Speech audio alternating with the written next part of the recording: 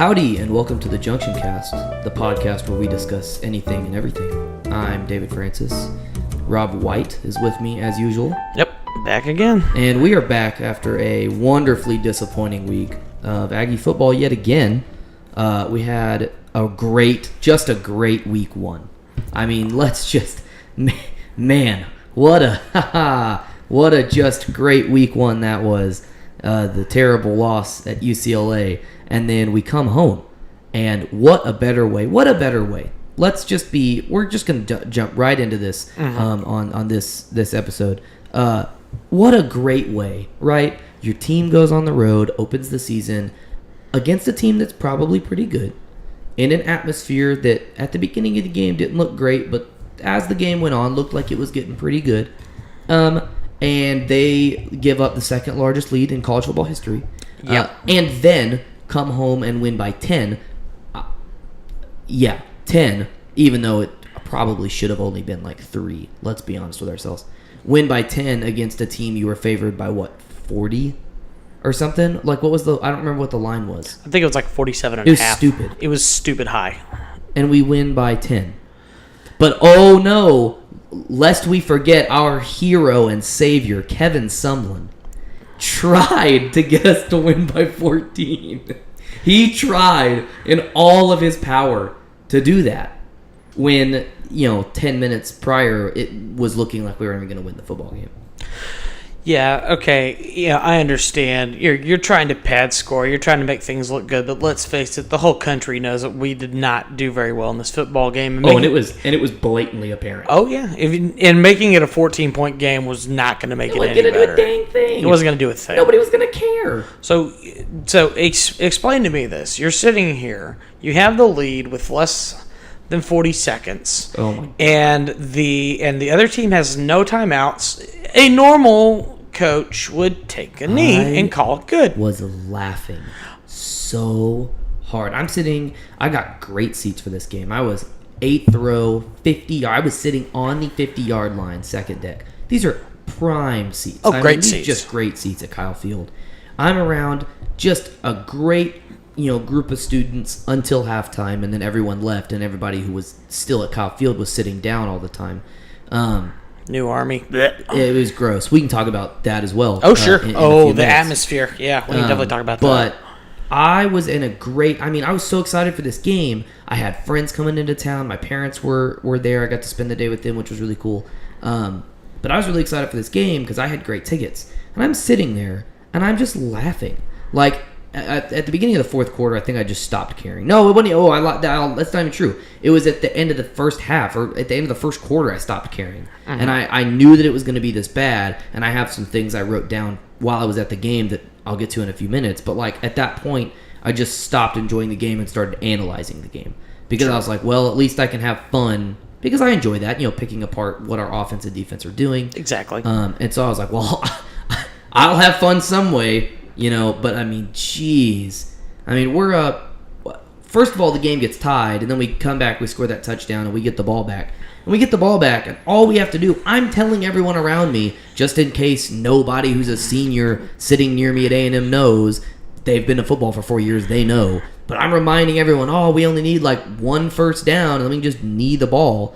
Not once did we knee the ball. No. We continued running the ball, risking further injury to running backs who have already been injured. In the game, we lost Keith Ford. Yeah. We don't know what happened to him. Maybe he didn't even say anything about it in the press conference. No, I think Tuesday. I think Keith Ford. I think it was more just precautionary because he got dinged. I would say he got dinged up week 1 too. So yeah. So I think he's what worried me is that he went out and didn't come back. Yeah. No, he took licks. Well, both him and Travion Williams didn't get a lot of playing time in the fourth quarter. That was all Bussy. Yeah. And he killed it. And he did a very good job himself. Granted against a very low. He looked like the only. Defense, he looked like the only player out there who wanted to play.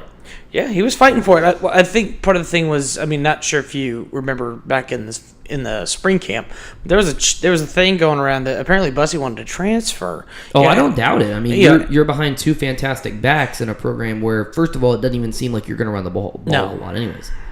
And then Kevin Sumlin came along and basically told him that, hey, right. Don't get down on yourself. Number 3 can be number 1 really fast. Really quickly. Yeah, so things happen and your position can flip pretty quickly. Yeah, I mean, Bussy was like, I guess was my one shining star of the game. Like, he was great. Oh, he played well. He was fantastic. And it was really fun to get to watch somebody else go out there and play. But we're running the ball when we don't need to. We're risking further injury. I mean, injuries on the offensive line are all too common at every levels of football because you're just, your body's being, bent in so many different ways, and you're just trying to hold back so much force that those guys encounter a lot of injuries. So you're risking injury on an already very thin offensive line. You're risking injuries to wide receivers that is already pretty depleted as a group. You're risking injuries to a running back who we see, one, is really pretty good, and two, actually apparently cares. Yeah. So, why are you throwing throwing him out there, possibly to come up with an injury? And then, also you're still having Hubenak drop back and throw passes, and like the rationale behind Kevin Sumlin's decision to continue to actually play the game at a really high competitive level while also not playing the game at a high competitive level is astounding.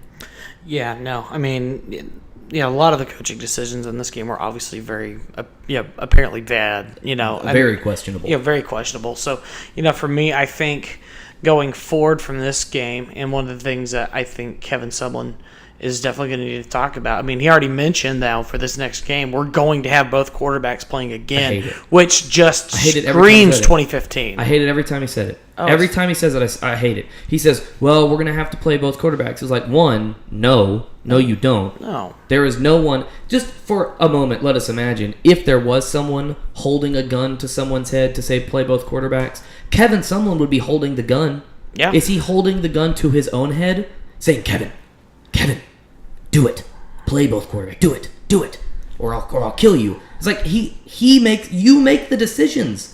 No one. Why are you doing this? You're the big man in charge, man. Show it. It's so weird to me that Kevin Sumlin, and I think a lot of people. This is not a sport thing. This is a accountability and a I'll take responsibility thing. Is that Kevin Sumlin only wants to be the big man when he wants to be the big man. I agree. He doesn't want to be the big man when Kyle Allen gets hurt and he has to make a tough call. He doesn't want to be the big man when we're making really, really, really bad play calls during the season. He doesn't want to be the man when the team's losing in November. He doesn't, these are the times he doesn't want to step up. Oh, but you better believe that Kevin Sumlin got real big when Johnny was here. Oh, sure. You better believe you saw plenty of Kevin Sumlin during that time, and you better believe he was, at the press conferences in a great mood, and he was rearing ready to go. Oh, sure. And I don't think, again, it's not him, it's a lot of people nowadays. He doesn't want the responsibility of a head coach. Yeah. He wants the responsibility of, I guess an offensive coordinator, a coordinator, because he wants, to be there when the, things go good and just kind of recede back when things go bad. I don't know what the answer to that is. My answer is fire Kevin Sumlin. Yeah, definitely watching him on the field. You could just tell. Because I was not at the game. Yeah. I was getting ready to go do a band gig, and then that kind of fell through. But so what I did was I actually went to the Chicken to watch the second half of the game. Not a bad choice. Oh no! I had lunch there on Saturday actually. Yeah, no, that was a good choice because I get there and there's alcohol involved, so that makes everything so much more bearable. It can ease the pain of Aggie football a little better. Yeah, so I'm watching the game and I just. The moment Nichols scored the touchdown, you could just tell Kevin Sumlin. At least from his body language, he just didn't care, and that's terrible to me. So one of the first things I have written down. So I'm going to go to my notes, and these were things I legitimately had the note app on my phone open throughout pretty much the whole game, and after almost every play. I was making notes of just different things, and there's a couple things I focused on. I typically don't focus on defensive side of the ball because I don't understand defense all that well. Sure. I understand offense a little bit better, so I can focus on that. The first thing I have in my notes is I don't know if you saw it because if you didn't watch the beginning of the game, you may not have seen it. There was a play where Nicholls State was called for, I believe they were called for a pass interference. And if I'm remembering this correctly, which I don't know if I am, if I'm remembering correctly, we threw the ball. The Nicholls State defender, it was really close. Made contact with whoever our receiver was. He was behind him. And made contact behind him right as the ball was getting there. To me, it looked like it was a questionable call. Could have gone either way. They threw the pass interference, obviously.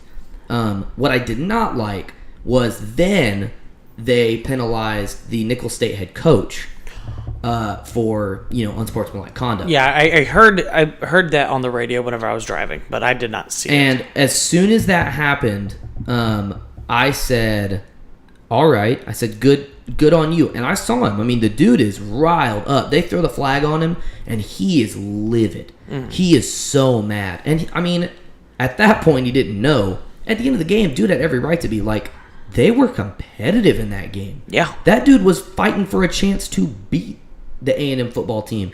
And the first thing I wrote down during the game was, man, I wish Kevin Sumlin would do that.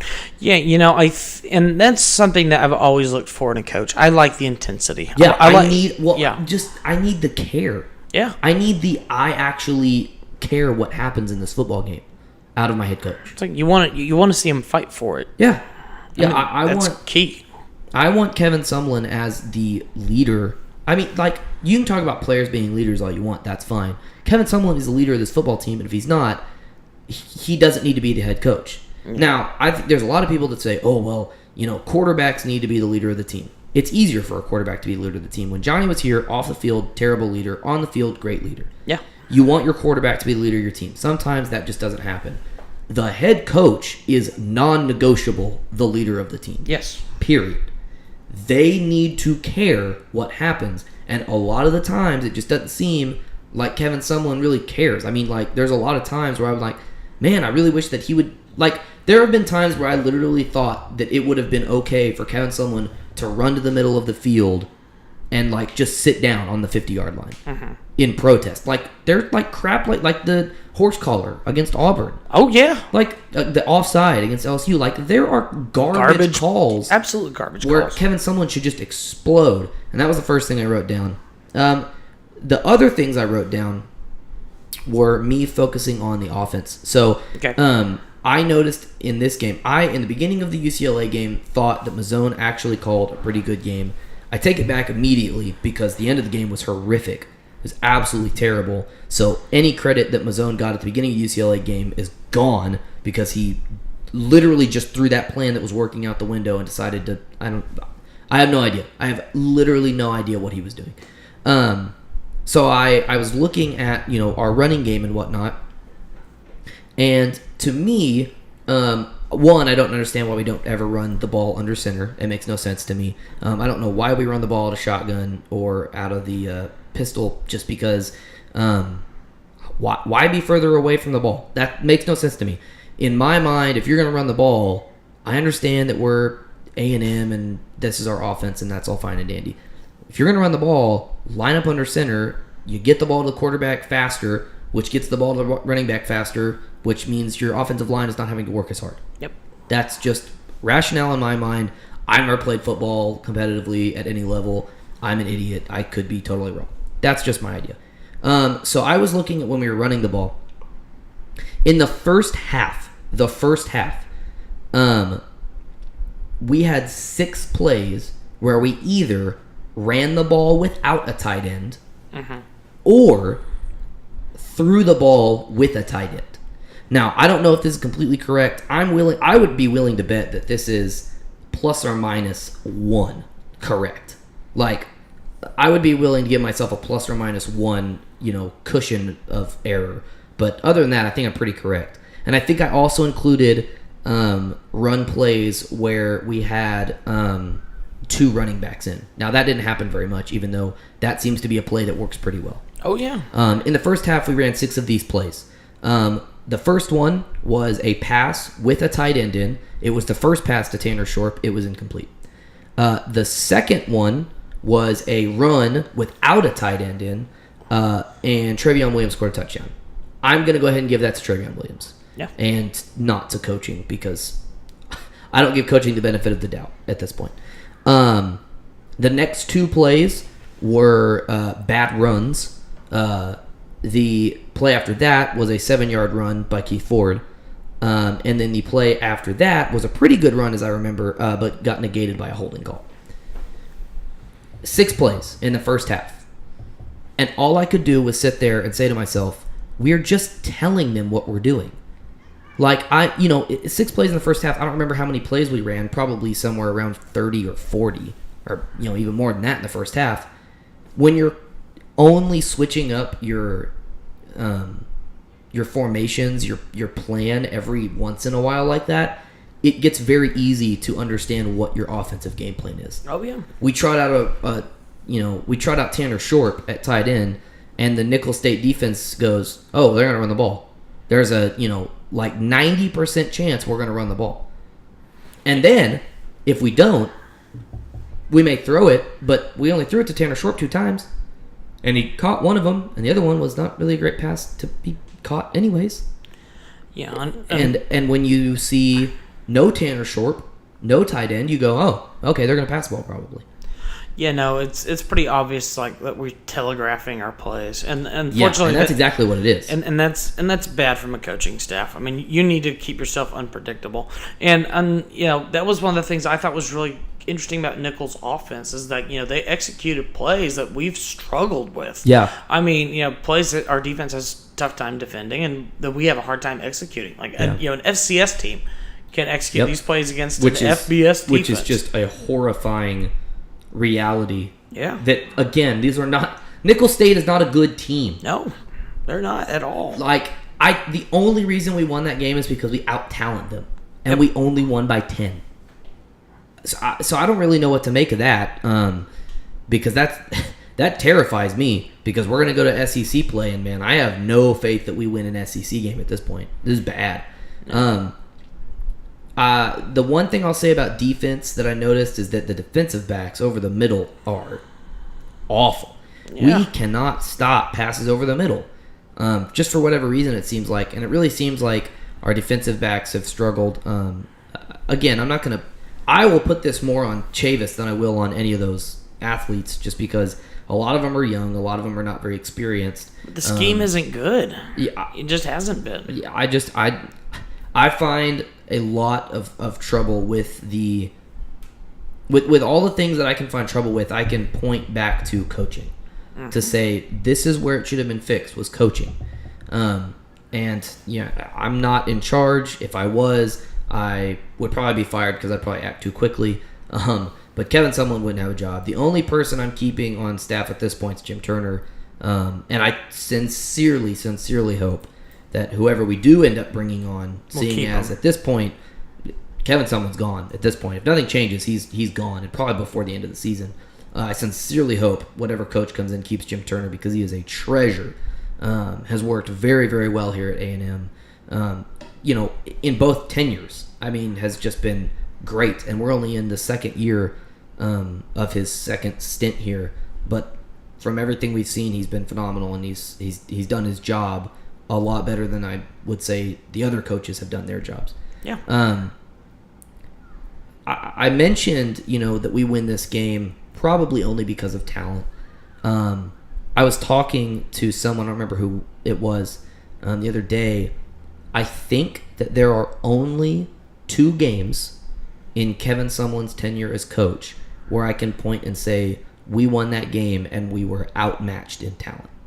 I think the only 2 games that we won in which we were genuinely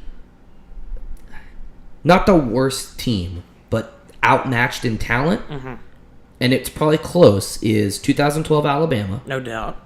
And 2013 or 14 Auburn. I think are the only 2 games that we have won under Kevin Sumlin in which we were out-talented. Meaning, I believe, Kevin Sumlin, has played 13 games, for, this is his 5th season, right? Mm-hmm. And, the other 4 seasons had 13 or 5th season. Something like that. I don't know. But he's played over 50 games at this point. And I think two of them, he won because he was the coach. Yeah. And maybe it wasn't even because he was the coach. I'll give Alabama to Cliff. I'm not going to give Alabama 2012 to Kevin Sumlin. I'll give it to Cliff Kingsbury. I'll give it to Cliff and Johnny. Those are because, the two. Yeah. Well, and the defense. Oh, and the defense did very well. And 3 turnovers. They were incredible that night. They played the game of their lives. But I'll put it on the list. But I think there's only 2. And that is in my mind, that's a very, very big strike against Kevin Sumlin. That we just can't beat teams that are better than us in talent, but that with some coaching, we probably would be able to beat. Well, and in addition to those, in those 2 games, if you look at the key to those victories, it came down to the big T, turnovers. In those games, we forced 3 against Alabama, one of which was more or less the nail in the coffin, intercepting it at the goal line. And then against Auburn, we forced a fumble early in that game. And, of course, we blocked a field goal or 2. I'd say, blocked a field goal and returned it for a touchdown. And then 2 more. We had the one where we stopped them at the goal line. Right. They fumbled, and then they screwed up the snap, and we got the ball back again. So, really, it's come down to, I won't necessarily say it's luck, but we have created turnover opportunities in those games, and that's why we won them. And, I don't know what to think about with this team right now. I'm in a place, man, I want to be, part of me, I want to be optimistic. I'm not. I want to be. Because the fact of the matter is, we've played 2 games, we're 1-1. There is a 100% legitimate chance, because it hasn't happened yet, there's still a 100% chance that we could finish the season 11-1. Yeah. And win the SEC. There's a possibility. That is still a possible outcome. I could find the gold at the end of the rainbow, but you never know. It will not happen, but it is a possible outcome. And until we start getting absolutely pummeled in SEC play, which I think we will, I will continue to have a little bit of hope. But man, the writing's on the wall, and it's clear at this point that unless something super drastic changes, then this is going to be the 2017 Aggie football season. Yeah. It's going to be defined by just some really, really poor coaching. Yeah, poor coaching, lackluster effort on the field at times. There's just a lot not which can be changed by coaching. Well, and inspire your guys. Well, exactly. And there's a lot that can go towards coaching, and a lot about individual attitudes from the players too. You got to think that they're coming in and they need to think to themselves, "Hey, we still control ourselves. We can still do a thing." You can still do something. Here's the thing: you got to look at those SEC power rankings. We came in at 13th, just ahead of Missouri. Right. You got to look at yourself in the mirror and go, "That we are below Kentucky. We are below Vanderbilt. What is this?" You got to walk in and admit how mad that makes you. You got to take it, guys. Yeah. Give yourself a chance. Win some games. Win some games you're not supposed to. Make it a point to show people that we aren't just going to crawl through the rest of this season like a hurt dog after we got bit by UCLA. We need to come out here and play like we actually got a pair. That's the important thing here. Yeah. There were some actual interesting football games going on last weekend. Sure. In case you were unaware. Oh, yeah.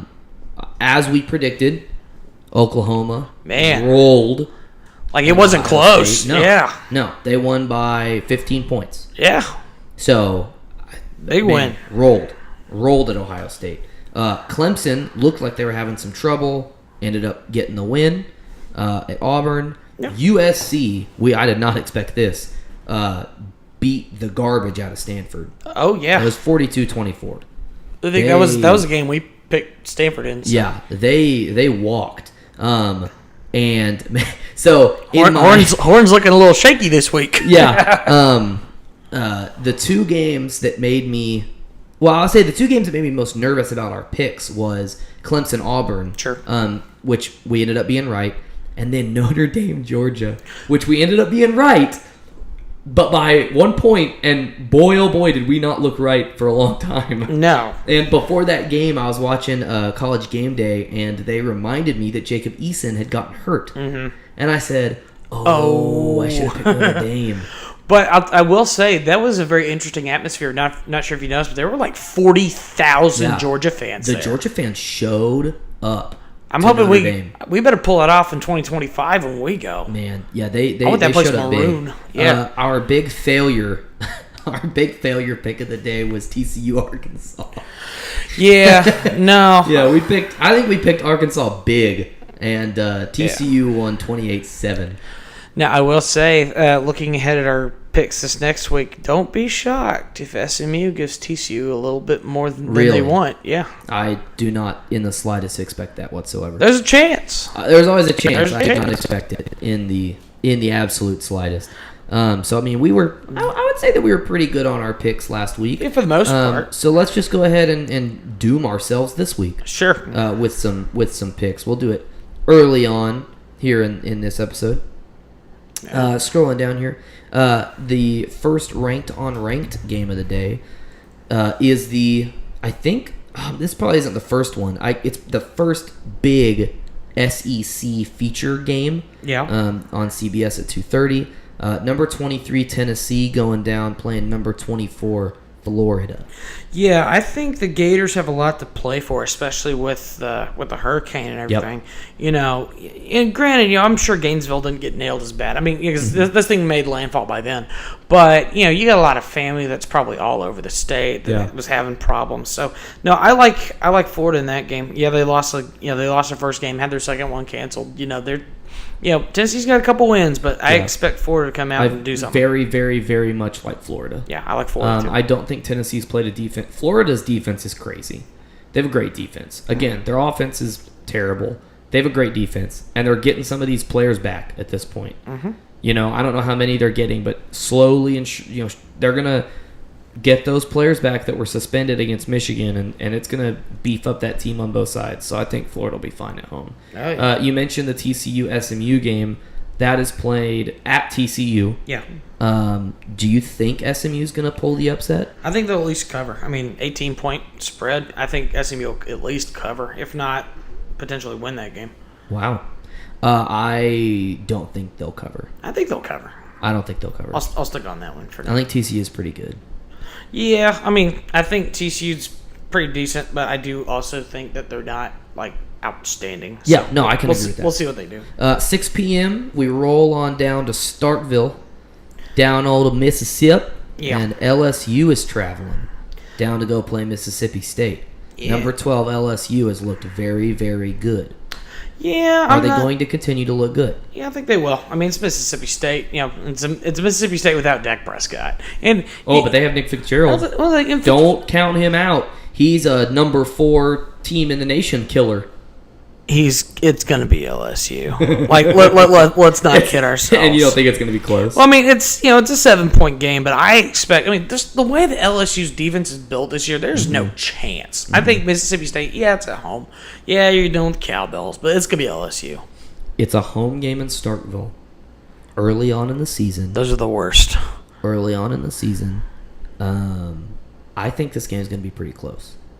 I don't think I'm at the point where I think that Mississippi State will lose, but I do think I'm at the point where they're going to scare LSU. Sure. Where for the first time this season, LSU is going to actually get a taste of real football. But I think Ed Orgeron and Darius Geis and everything that's going on at LSU is just probably going to be too much for Mississippi State to handle. Would be my expectation in that game. Sure. Man, we'll talk about this one because I think it's interesting. They played last year. Arizona State's going to play Texas Tech. Yeah. Up in Lubbock. Ooh. Talking about a party game. Yeah. I mean, for the love of God. I mean, you have the diploma mill taking on the tortillas. Although, not sure if you've heard. I've heard the change.org. Yeah, apparently there's a petition going around because the administration's trying to eliminate the tortillas from Tortilla Tech. Leave them alone. I'll just listen. We're gonna get onto this in just a minute because we have one more game to pick. But let me just say this before we do that. Stop messing with people's traditions. It's stupid. I am sick and tired of everybody's traditions getting screwed. It's dumb. If they want to throw their tortillas, let them throw their tortillas. I literally don't even care if a tortilla lands on the helmet of some guy on the opposite team. It's harmless. It's a tortilla, and you have a helmet on. Let me know when the rowdy Red Raiders start throwing rocks. Let me know. At that point, we'll bring in the National Guard. Yeah, that rocks, batteries, whatever. At this point, just let them throw their freaking tortillas. Calm down. It's stupid. It's pretty dumb. It's a dumb thing to whine about. See that game. I think I'm gonna go Texas Tech. I mean, Cliff Kingsbury, he's got his boys rolling on offense as per normal. So. I think Texas Tech is my pick as well. Yeah. I think it's a smart pick. Yeah, I think so. Let's see. Final pick of the day. Only because there's just really not a whole lot of. There's not a lot of great games, seeing as Miami, Florida State got postponed. Yeah. I'm excited for that game whenever that happens. Yeah. Oh boy, I'm excited for that. That's game. gonna be a fun one. Yeah, that's a angry rivalry, and they do not like each other. It's almost like angry rivalries are the reason college football exists. Wide right, two, wide left. There's just like all the just always coming down to field goals. Those two. Yeah. So pick of the night is gonna be. I mean, it's the main. What do they call it? The main event of the evening. whatever you want to call it. On ABC, number 3 Clemson at they switched fields. Number 14 Louisville. So Louisville's the home team this time. Well, they played in Clemson last year. Yeah. Yeah. So. Well, I just that gives it to me. That gives a little bit more. If this game's played at Clemson, I pick Clemson easy. Because it's being played in Louisville, I am very, very, very hesitant to think Clemson plays as well as I might if they were playing at home. I think that what Louisville did last season to Florida State at home gave those fans a giant boost of confidence.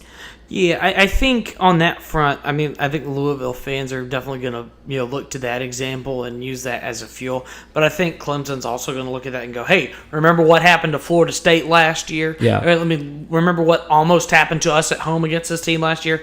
I think Clemson will be pretty careful in this game, and I think they'll treat it the right way. Clemson beat Auburn. Yep. Yeah, they beat Auburn at Auburn. No, it was at Clemson. Was it at Clemson? It was at Clemson. It was at Clemson. Yes, you're correct. It was at Clemson. It was at Clemson. I'm confused. There's orange everywhere and a bunch of tiger prints. How the heck am I supposed to know it's not Auburn? Yeah, it's the same school. Yeah. They're playing at Louisville. Lamar Jackson won the Heisman Trophy. Mm-hmm. Louisville's going to win this football game.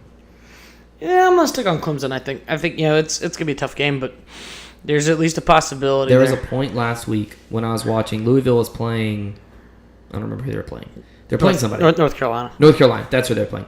And there was a play that was very Johnny-esque, and Lamar Jackson got kind of trapped in the pocket, bounced off a couple players, rolled out, was looking to pass, and then just decided, I'll just run it, and picked up a first down. It's like, that's why he won the Heisman Trophy. Yep.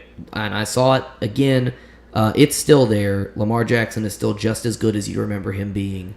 I think that they probably win this football game. That's my pick. I pick Louisville. Okay. I think it's gonna be really close. It'll be a good game. Because I think Clemson's really pretty good. But yeah, I have a lot of faith. Not a lot. I have enough faith in Louisville to pick them. Okay. So, question for you. Explain. So, tell me about your the new Kyle Field experience. Don't call it my Kyle Field. Well, just call it the 2017 Kyle Field experience. I'm gonna preface this with my midnight yell experience. Yeah, I was there.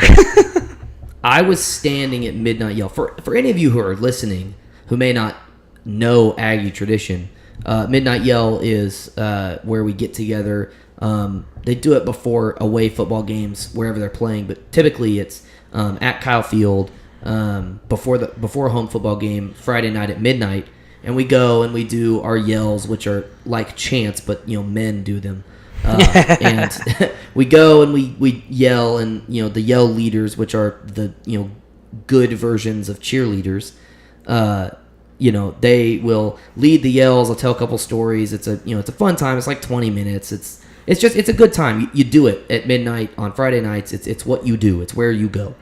I was standing at Midnight Yell, and first of all, the president of the university comes up and calls us the Texas Fighting Aggies. What the hell? What the hell is the that? Texas Fighting Aggie? I have no idea what that is. I was scratching my head. I was so mad. So I don't like Michael K. Young in the first place. No. There's a lot of things he does that I vehemently disagree with. I really, really don't like him. I'm really angry he's the president.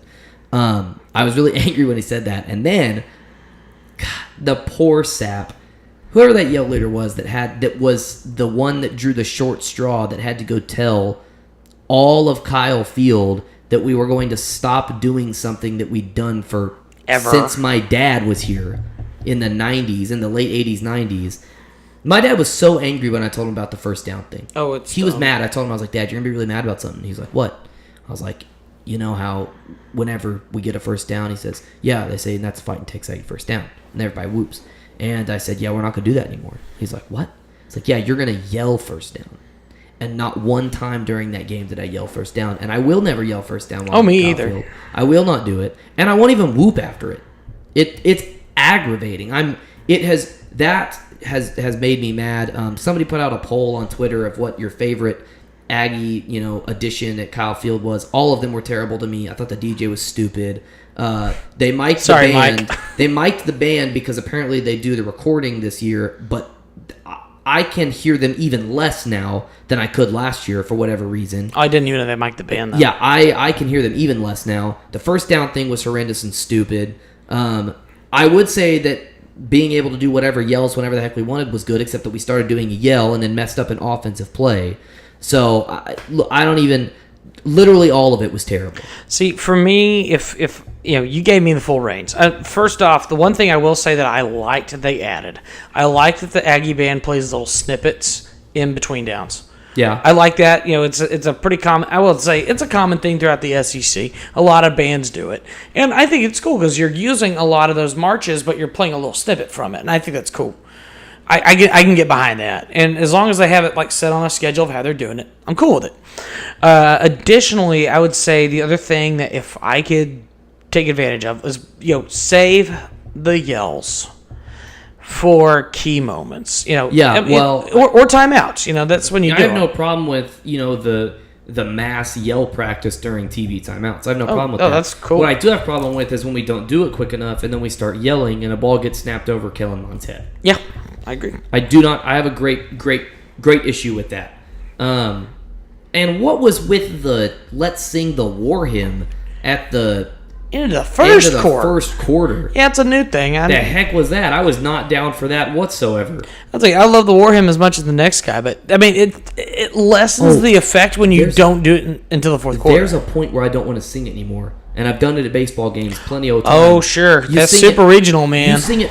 I didn't even need to get that far. You get into the 10th, and I'm like, I don't want to sing this anymore. This isn't fun. It's like we're doing it every other half inning. Yeah, right. It's like, holy cow, yeah. I love this song, but for the love of God, make it stop. I want to do it 2 times a football. Really, I want to do it 3 times a football game. I want to do it at the beginning. I want to do it at the beginning of the fourth quarter. I want to do it after because we win. Because we won, exactly. Those are the times I want to do the war hymn. The 12th Man song is the worst song in our repertoire. Not because it's not a well-written song, because it is, but it means we lost. And I hate that. Oh, and I refuse. People give me weird faces because I refuse to do the team yell. Yeah. I refuse to do it because to me it's this little baby, oh, we got scored on. Oh, let's pick ourselves up off the dirt. It's like, no. How about we just do it and we don't need to talk about it? Let's beat the hell out of right. Let's just do a beat the hell out of just do beat the hell out of you. Yeah, that's fine with me, man. That's fine. But yeah, no, I mean between that and I'm just curious to see how they're organizing the L's because I didn't get a chance to see it. Like the one thing I did notice was it's fighting Texas Aggie first down, which is just not. Everybody does it. Everybody does it. And nobody was upset about it as I was. Well, and see, that's the one thing, and I don't. And Mug Down, not sure if you read the Mug Down, but Mug Down made a fantastic article about this. I saw you say something about it. It was the best thing. So it's Texas A&M's getting ready to play A&M Consolidated this week. Now I get it. Because it's like we're basically watering down the Kyle Field experience to your typical high school football game. Yep. Which. And not even a typical high school football game, just a typical football game. Just a football game that you would see at any other point in time anywhere else. See, and I like, who was our old PA announcer? Oh, I don't remember his name, But God bless his soul. Okay, so the old PA announcer, and everybody was giving him crap for this, but I will bring this back in a heartbeat. He just announces the game. Yeah, right. And that was my favorite thing about him was he was so monotone. Yeah, was very just to the point. Now, it's a fight in Texas Aggie, first down, whatever. Like, if Dave South retired and they were like, "Hey, Dave, you want to come be the PA announcer at Kyle Field?" And then Dave South, who is an Aggie, through and through. I mean, no doubt in your mind, he's not going to call a game fair, right? No, never. Or neutral. No. If you want to hire somebody like that, it's going to be the PA announcer at Kyle Field. That's freaking awesome. That's what you do. Do it. But also, you know what I have zero problem with? The tradition of having Mr. Monotone Man for 30 years or whatever. And apologies because I don't know his name. Well, you know the story, why he got fired, right? No. Did he get fired? I thought he resigned. He fired. Why did he get fired? He got drunk at a basketball game. There was a whole scenario going on. I think there was something involving family or whatever. I'm not going to get into it. There's enough problems with our athletic department that we should not really be worrying about that. To be honest. So they hired this new guy, and the thing is, he sounds too skippy to me. I don't. Is he skippy? He sounds too skippy. He sounds too. Skippy is the right word to describe him. He's got too much. He's chipper. Yeah, he's chipper. And I don't like it. See, for me, what I really want is seriously, and call it Old Army, call it whatever you want. Yeah. But I want a PA announcer who's going to just announce the game as it happens. Right. Touchdown, Texas A&M. Because we have the excitement covered. Yeah. You we don't need your help. You don't have to hype me up on a third down. No. For the love of God, if it's 4th and 1, I don't need PA booming music. The crowd knows what's up. Right. The crowd can bring the noise, and that's the whole point of why we did this stadium thing. We expanded it because we wanted to be the loudest crowd, and I want us to prove that. Oh, we're not. It's close. And the thing is, it's ridiculous to me because we allow ourselves to get sucked into this new atmosphere. Right. And I think from here on out, the one thing that we need to work on is, we need to incorporate ourselves into creating a better atmosphere from a student. I'll say standpoint. One of the issues I think we have is, we could talk about this all day long. I don't know if there's much to get excited about. And that's also part of the problem. And I think for me, and one of the reasons why people praise Death Valley, why people praise these stadiums, Eugene, Oregon, wherever, is because these teams have a defense that's competent enough to get off the field within 3 to 5 plays. So you're not having to yell for as long. Mm-hmm. You can be, you can chill, enjoy and then get right back at it. Right. Unfortunately, when you're sitting there going 1, 2, 3, convert, 1, 2, 3, convert, it just wears you down as a only a defense, as a fan base. And people start sitting down, and people don't want to stand up and yell and make noise anymore. And it's depressing. It's not going to hinder me because I'm me, but it is a little bit depressing to watch. It's frustrating to see people just immediately are so quick to give up, and it's frustrating. I don't have a good solution for it, not at this point. I don't really have much of an answer, really. Things are going to change. They're going to continue to change, which highlights a further trend, I would say, at Texas A&M. I have been in an argument with the Dean of Education, with their office over we have to do a sexual assault mandatory training thing online that a lot of people at a lot of different universities have. Universities. Mm-hmm. A lot of people have had to do them. I know that I've had friends that had to do these with this or with alcohol or whatever. I'm a senior, and all this got sprung on me, and so I've been in basically kind of not really argument, but it's an argument with the office of the Dean of Education at Texas A&M, and I just got an email today. I'm gonna set up a meeting and go meet with them, and see how that goes. Have more on that later. But it's there's a lot of stuff changing here at A&M, and it is slightly depressing. I mean, there's no reason for me to expect that A&M is going to continue to stay the way it is forever, because I know that it hasn't. I mean, my dad was here in the late 80s and early 90s, and obviously a lot of things have changed. Bonfire being a big thing that's changed. Absolutely. I actually had some family friends come in this weekend, took them to the Bonfire Memorial, actually spent the time to walk around, which I go to the Bonfire Memorial pretty often, actually. It's my absolute favorite place on campus. I love it to death. And I'll go there, and usually I don't spend time reading all the plaques and whatnot. I'll just kind of go, pay my respects, and leave. But this time, I mean, I walked around and took the time to do all that, and man, it really reminded me that, I mean, A&M used to be a different world. And I think to a lot of former students, I mean, it is that escape. But for those of us that live in College Station on a daily basis, and I think for those of us that have, were students here in the last 5 or 10 years, I mean, stuff is changing quick. Oh, yeah. No. And I'm not a fan of a lot of it. The city's growing.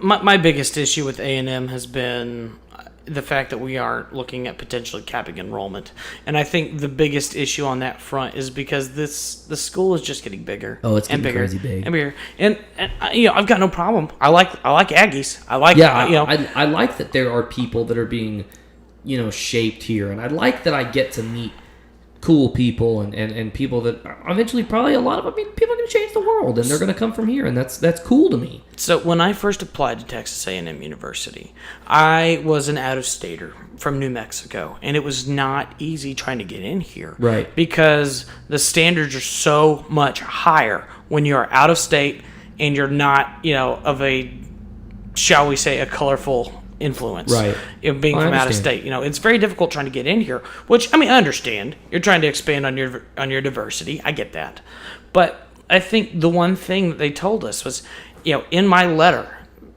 basically I had to explain why I would be a contributing factor to this school, what I would bring, where I wouldn't just be another butt in a classroom. Mm-hmm. And the thing is, I feel like the school has shifted over the last couple of years, well, even the last few years, where all of a sudden you're starting to see a change in the culture where, you show up to a football game, but you don't involve yourself in any other way. I mean, you really are 2%ing outside of football, and even at football games. I mean, hell, I went to Midnight Yell. Yeah. And there were freshmen around me everywhere that didn't know a thing. Right. And I'm like, okay, maybe you missed out on fish camp, maybe whatever. But you think there's enough people around, you went to, surely you toured campus. There were opportunities for you to learn some of this stuff before you just got to Midnight Yell. So it just is getting to a point where I can't walk around on this campus anymore without wondering what the hell happened.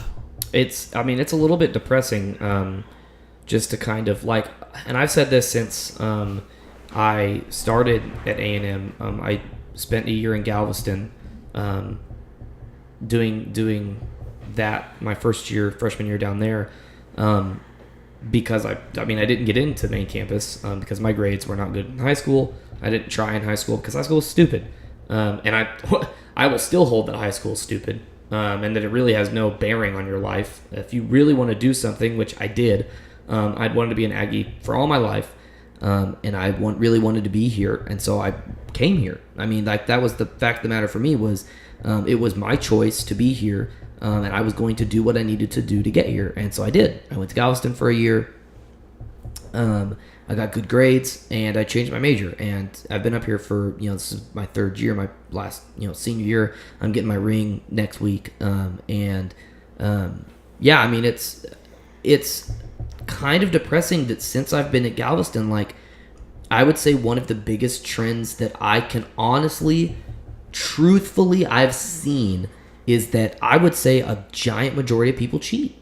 And this isn't even just a A&M thing. This is a lot of colleges around the world. This is a problem with people, on a large scale, is that A lot of people I just think don't have great senses of what's right and wrong.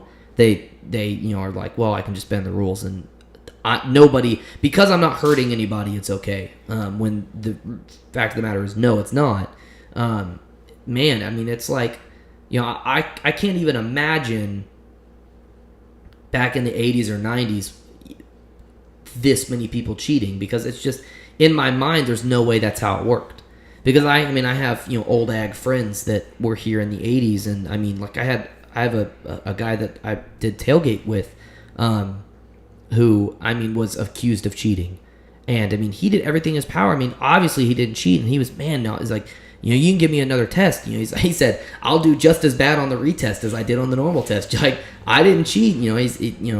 But nowadays I think that just a lot of people I have seen and experienced, just a lot of people that have just very this laissez-faire, just kind of like, it's not that big of a deal. Don't worry about it. It's okay. Do you have the answers? I mean, it's not all that bad or whatever. And that's just, man, to me, that really rubs me the wrong way. It just, I think it's more indicative to me of a society. I'm about to say, that really does speak of our society. Yeah, I think that's a little bit more of what it is. And I mean, it's instant gratification. Yeah, and that's a whole other topic that we'll set aside for a different time. We can have a whole episode dedicated to that.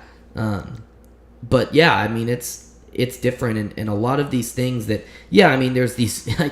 there's these stupid things that we're gonna whine about at a dumb football game. You know what I mean? Like, it's dumb, and but we're gonna whine about them, and it's because of these larger changes that keep happening, and like, we need certain things to just kind of be there for us and be the same, and like, that we can count on being, kind of sure things, I guess you could say. Sure. Yeah. Let's talk about a little baseball. Yay, baseball. Let's talk a little baseball. Know that you're a big baseball fan. Ooh, I'm not a huge baseball fan.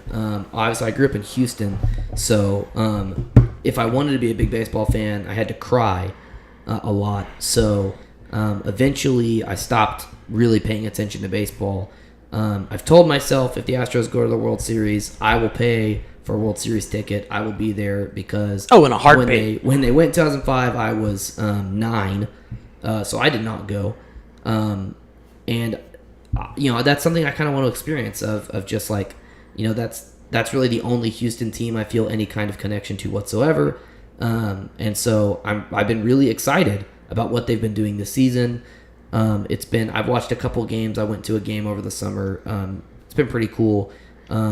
Obviously, we see what's happened with the Indians. Yeah, man. Wow. I mean, 21 games in a row. Yeah. Winning.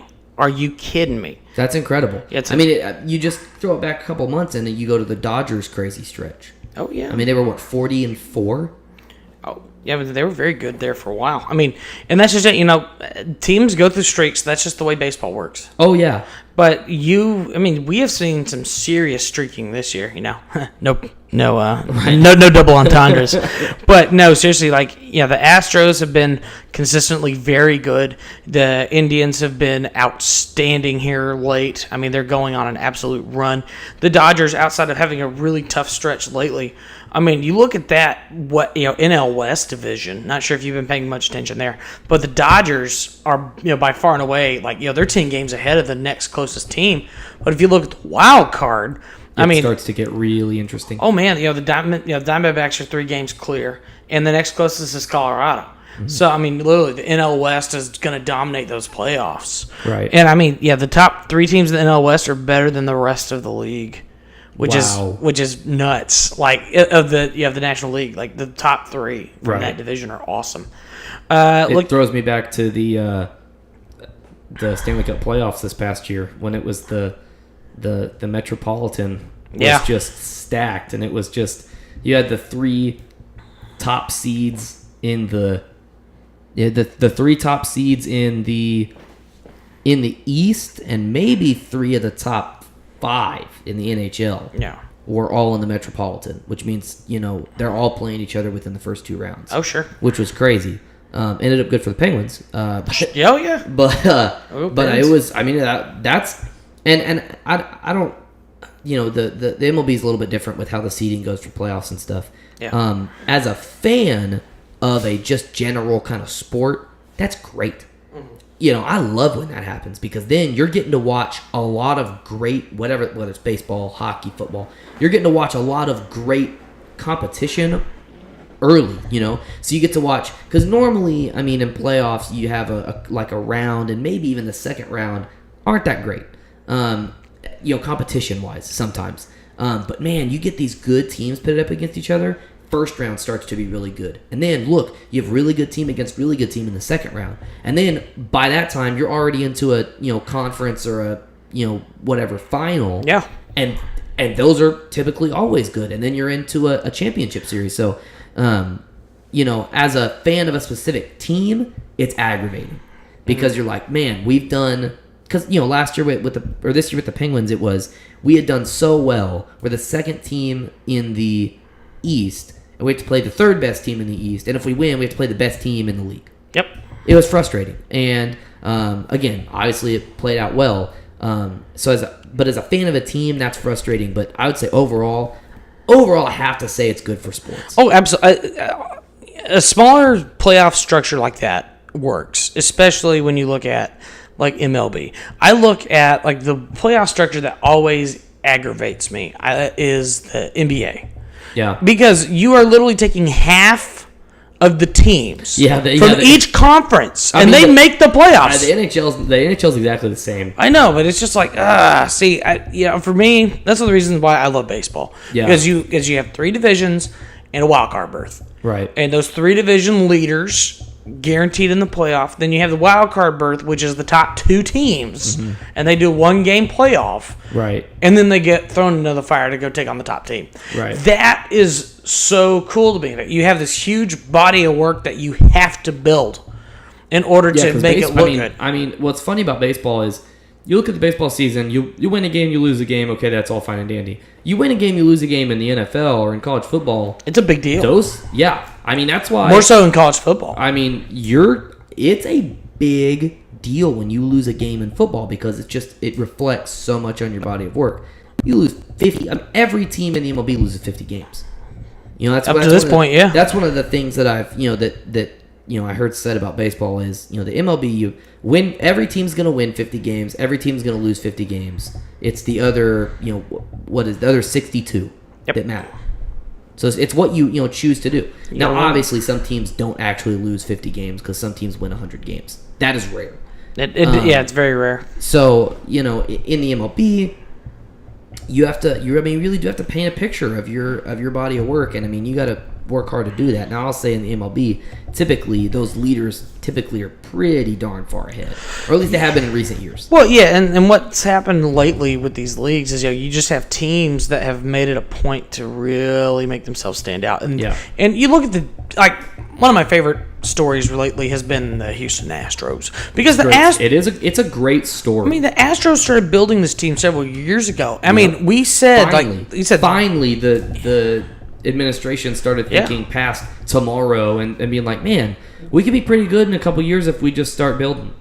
Yeah, and sure enough, look at us now. The Astros have now, like we said 2 or 3 years ago, the Astros were going to be a formidable force in the MLB, not just the AL West. We're talking like MLB. And sure enough, 2 years ago, made the playoffs, won a wild card, end up cruising through.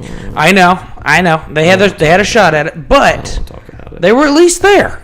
They were there. They had a point. And they were there for 8 innings. Also, and just for the point, the Astros have gotten to a point where they are now competitive. And they have made it a point to get after these, making the right moves to be more competitive. Justin Verlander. Oh, yeah. Finally. I mean, dude came out and pitched shutout yesterday. My history as an Astros fan, we've done absolutely nothing. And finally, we decide to make a move at pitcher. I mean, you have probably one of the best batting lineups in the majors. It's a great lineup. It's a great lineup. I mean, you're featuring, and you have good pitching. You're featuring Altuve, who has consistently had one of the best batting averages in the MLB. It's him, Carlos Correa, who's going to be an absolute star. Alex Bregman. Bregman's been great. Springer's been unstoppable. He's hitting bombs. Reddick's been pretty decent. Reddick's been, really pretty good. And then you have guys that are coming in like Evan Gaddis. And you have guys that are coming in and doing work and are hitting really pretty well. And that was always the Astros thing, is they couldn't time those two up. It was hitting or pitching, and there was never both. Yep. It feels like, though, this year is kind of finally we're getting the train moving, and things are starting to happen. We have some good pitching, have some good hitting.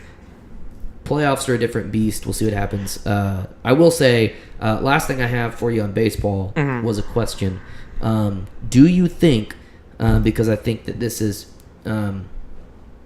important, an important question with sports that have playoffs that are in series, so really anything but football. Do you think that the Indians got hot too early? Yes. I think the Indians... Is it going to matter? Well, did they get hot too early, and is that going to stop them from winning World Series? Well, I think the Indians obviously are heating up at the right time, but you never know when this streak's going to go cold. Yep.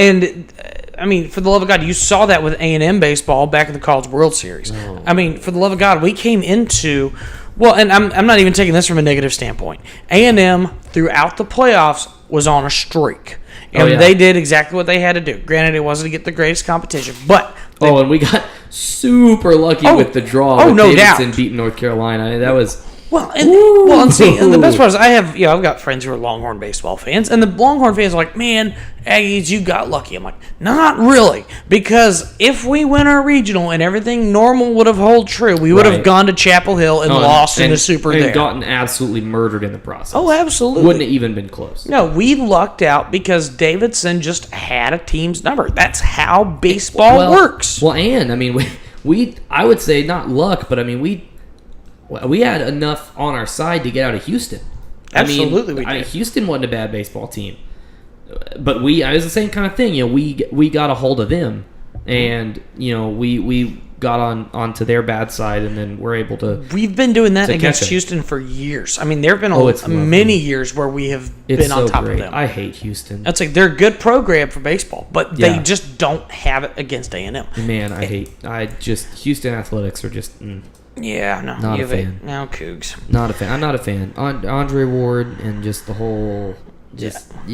I'm so happy we took his head. That was great. No, that was... Yeah, that... My dad will still tell me that's the loudest he ever heard Kyle Field. I can imagine.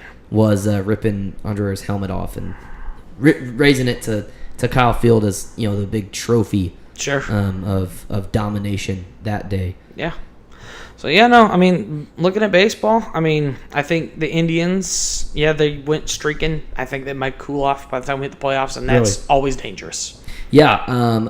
2 years ago, Penguins went to the playoffs, and we won, I don't know, I think we won all but maybe 1 or 2 games in March. Yeah. And, March is typically the proving ground for the NHL. You go through March, and then you have, 4 games in April and then jump right into the playoffs. And so March is typically your proving ground. It is games. You're going to have a lot of division games, which means you're playing people that are competing for the same playoff spot you are. Very intense. It's intense competition, and we rolled. And Sidney Crosby was on the height of a lot of stuff during that time, and we just absolutely rolled through March. And my big worry was, dang, I was like, man, did we get hot too early? I was like, man, the Stanley Cup playoffs is 2 months. It's 2.5 months of hockey. You can't get hot really early and expect to go very far. I was like, man, did we get hot too early? Turned out, no, we did not. But it raises the question for Cleveland of, is it too early? What's kind of what's the feel? How's the team gonna react from this? Obviously, they did great. They've set an AL record. It's incredible. 21 straight games in baseball is crazy. It's nuts. It's crazy. Remember when the Aggies did it? I'd say we got 24 games, which in college is not as difficult of a task. Right. But still, that's not easy to do. Especially with an early favorable schedule. Oh, not at all. So I think, the fact that they've been able to pull this off in divisional games and interdivisional games, they have been playing lights out. They've been playing it absolute out of their minds. So good for them. And you know what? I'm going to give all the props because our boy Tyler Naquin plays for him. Yeah, we love some Tyler Naquin. So keep killing it down there, dude. Hope you keep winning, man. Yeah, I mean, good for them. Obviously, we'll see how that plays out. Yep. All right, we're gonna close out with a little something different. We're just gonna throw it back to some college football because who doesn't like college football? Let's be honest with ourselves. Gonna throw it back a little bit, and just gonna take a little look at the Heisman watch. Mm-hmm. Two games under the belts of most guys, and we're finally getting maybe not a clear view. But a little bit of a clearer view. Did you have? I'll ask this. Obviously, you can lie. I would never know.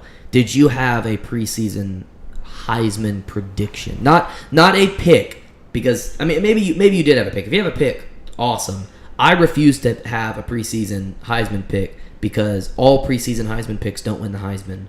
So I refuse to pick one. I would say someone who I think could win it. Which mine was Darius Geis. I think he could win it. I did not make a pick. Did you have a preseason Heisman pick? I didn't make a preseason pick. I honestly, with the last couple of years, ever since the Johnny, I just really haven't been giving a lot of credence to Heisman. I mean, because it's once one of your guys wins it, you're just like, oh, okay. Yeah. At that point, you're like, but is he as good as my guy? Yeah. And those are the questions that you have to ask yourself. So, which isn't the point of the Heisman. Which to be isn't. fair. It's not. It's a seasonal award, which is I lied. That's what it should be. And that's the way it is, and that's the way it should be. So for me, I didn't really have anybody preseason, but I mean, the numbers he's already putting up, it's hard to argue against Lamar Jackson for round 2. Yeah, it's hard to argue. I mean, granted, he could end up getting cold once he hits conference play. He could end up getting dinged up. He could get hurt. I mean, anything's possible. I'm gonna say that the thing that Lamar Jackson has on his side is a difficult schedule, and that sounds kind of backwards. But he has opportunities to perform against nationally recognized, very good teams. It's really a two-way race at this point between Lamar Jackson and Baker Mayfield on the ESPN poll. After that, there's a pretty big drop-off to Josh Rosen. Yep. But Baker Mayfield, Lamar Jackson, looking very good. Lamar Jackson is not favored as high. He has 771 passing yards, 5 touchdowns, no interceptions. Whereas Baker Mayfield has 715 yards, 6 touchdowns, no interceptions. I mean, Baker Mayfield, 1 more touchdown, about 50 less yards. But he's completing it. Goodness, this still is just stupid. Baker Mayfield's played 2 games. Let's just go ahead and throw that in there. Baker Mayfield's played 2 games, one of which was against Ohio State, the previously ranked, when they played, they were what? They were number 2. Or 2. At their place. The previously ranked number 2 team in the nation at home, and he throws, something like 80-something% there. He's at 83.6% on the season. We made him look stupid. I mean, he's at 83. ridiculous. That's ridiculous. He's at 83.6% on the season, and he threw 95. He was passing at 95% in their first game. Yeah. That's ridiculous. He obviously is not a runner. Not as much as Lamar Jackson is. No. Has negative 13 yards. But he's a on pocket. The season. He's a pocket passer. That's what he's whereas then this is where it's going to get Heisman voted. I mean, Lamar Jackson's only completing at about 65%, but he has 239 yards on the ground through 2 games, and 3 touchdowns. I mean, that's to me, quarterbacks win the Heisman Trophy when they run the ball. Yep. To me, it is very hard for a quarterback to win the game or to win the Heisman Trophy when they just throw the ball. Well, in today's game, yes. Right. Typically, in the last several years, they've all been. I mean, name the quarterbacks. I mean, it's you got Johnny Manziel, Lamar Jackson, Johnny Manziel, Jameis Winston, Tim Tebow. Yeah, RG3. Yeah. All mobile quarterbacks. Yeah, I mean, Sam Bradford, I guess, was the most non-mobile of all of them. And he still was a little mobile when he needed to be. I mean, you have to be. Yeah. If you're going to win the Heisman Trophy, you have to have another element. Yeah, and I think you look at like some of the ones out there. Obviously the one that we can relate to the best, Johnny. Johnny's extra element was one, his escapability, and two, his ability to throw well on the run, which is something a lot of people can't do. Well, and it's something that we're seeing that guys like Mason Rudolph, guys like Baker Mayfield, guys like Lamar Jackson, they can do that. They can do that too, and that's why they're Heisman contenders. That's why they're good at what they do. If you can throw the ball effectively on the run, that's going to put you in a lot of positions to get a lot of eyeballs looking at you. Absolutely. If you had to go at this point, because I would say that I made my guess after week 2 last year. At this point, after week 2, if you had to put your money, say if that guy doesn't get injured, he's going to win the Heisman Trophy. Who would you put it on? I just look at the quality wins that are going to come from the Louisville schedule. I'm going to go with Lamar Jackson. Don't get me wrong. I think Baker Mayfield's going to roll throughout the Big 12. But let's face it, the Big 12 just doesn't have a lot of marquee games at this point. Baylor fell off the face of the universe. Where the hell did they go? Yeah, nowhere. I would say TCU is, they're good. They're ranked 20. But they're not going to be, like an outstanding challenge.